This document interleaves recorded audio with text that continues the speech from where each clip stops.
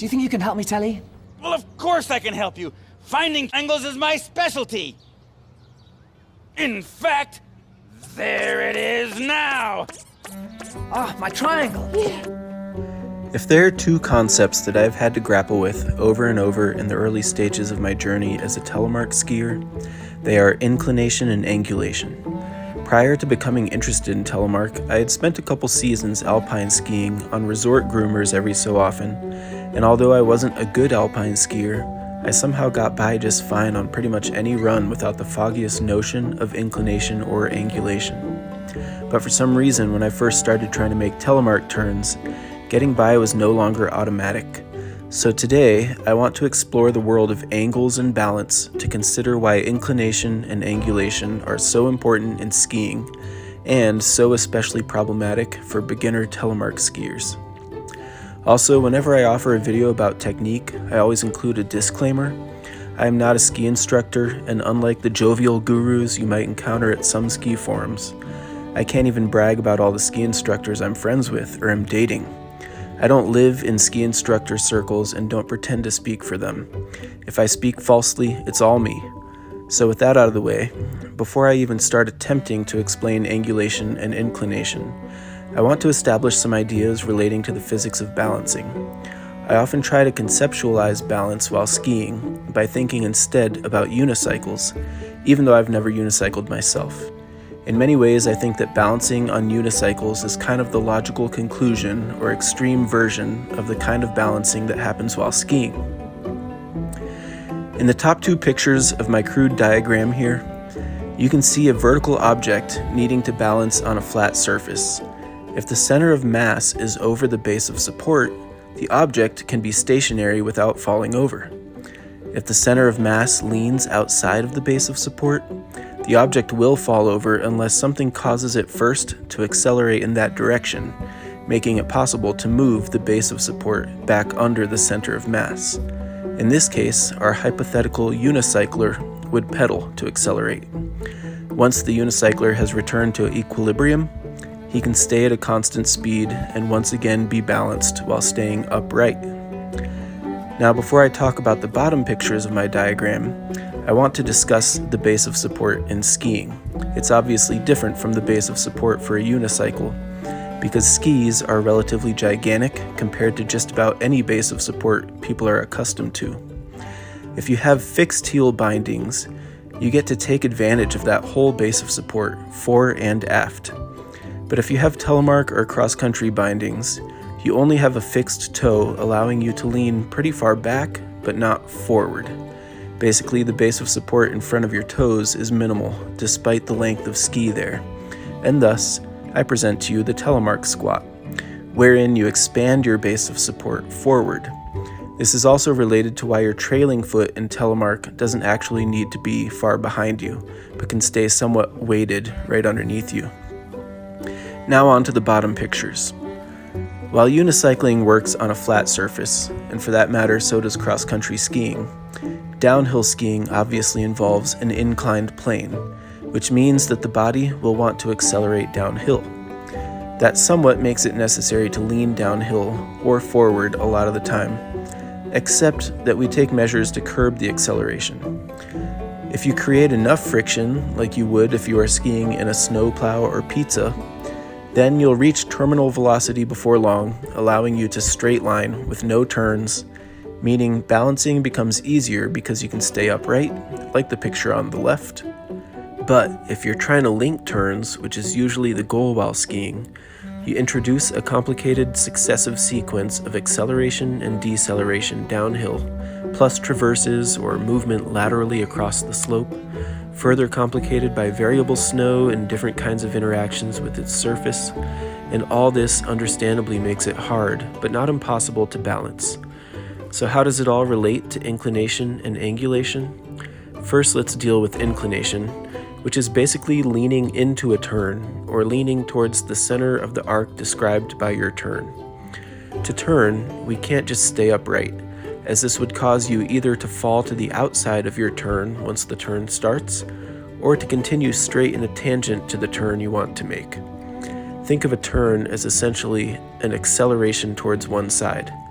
To varying amounts depending on your speed and the turn radius, you'll first need to lean into your turn so your center of mass is towards the inside of the turn relative to your base, which allows acceleration in that direction. To keep all the forces balanced, the edges of your skis will also need to bite into the snow a bit, creating some combination of both friction and normal force, thanks to a shallow bank that will provide the centripetal force to guide your skis into the curve of your turn. Now, what would happen if you stayed in inclination indefinitely?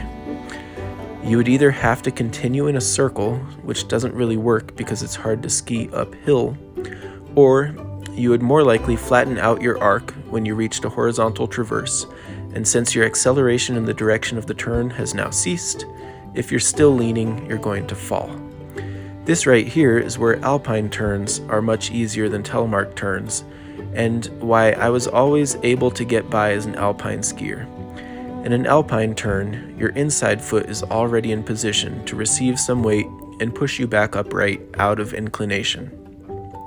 But in telemark, the inside foot is not in position to do this, and for beginners, we want so badly to get our skis to turn in the first place that we lean real hard into our turns and end up leaning so far that we can't get back upright without cheating.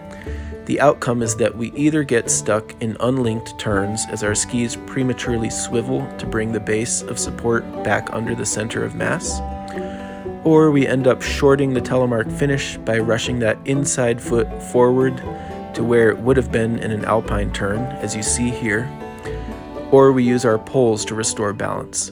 The moral of the story is that although you can't really turn without inclination, if you incline too far or hold onto it too long, you'll struggle to link your turns. This had been my experience for my first couple seasons of telemarking, as I could never figure out how to release my edges from one turn and change edges for the next turn. Well, this is exactly where angulation comes in handy. Angulation is the other side of the inclination coin, but also a little more complicated. Think of it as creating an angle at the hips and waist in order to lean the upper body towards the outside of a turn. There's a mental hurdle to using angulation as a beginner because it often at least feels like you're leaning downhill, aka the direction it would hurt more to fall in.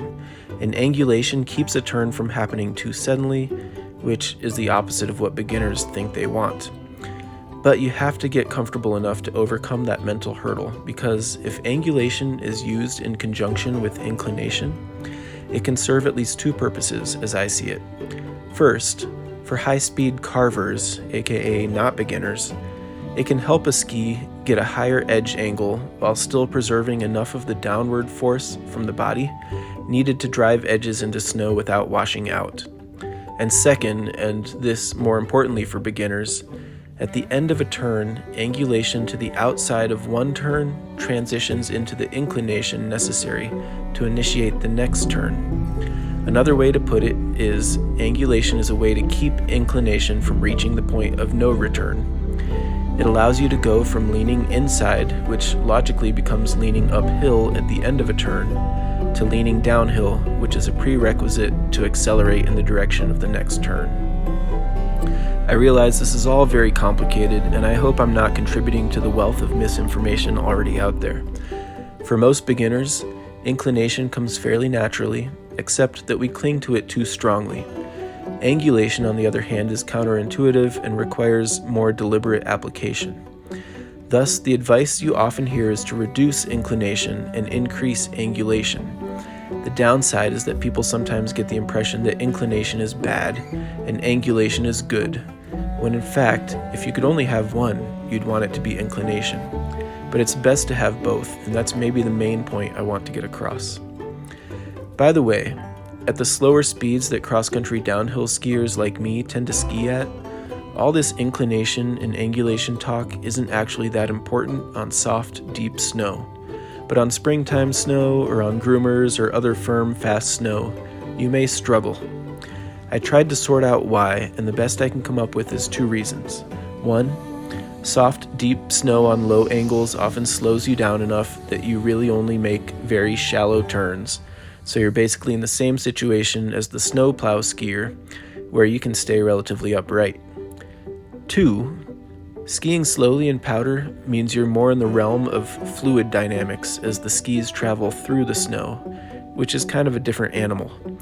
But if you speed up enough, that powder could start to act a bit more like a solid surface as you skim across the top of it, at which point inclination and angulation are largely back in play. So there you have it. Hopefully you enjoyed pondering these concepts with me. I didn't say much about how to actually create inclination or angulation. The scope of this video, I guess, was really just the theory behind the two concepts. For more practical applications, find a better skier to give you advice now, or stay lousy long enough for me to get better so I can eventually help you out. Happy skiing. So beautiful, it's true. It must be those angles. Put a smile on your face. Not to mention the hypotenuse.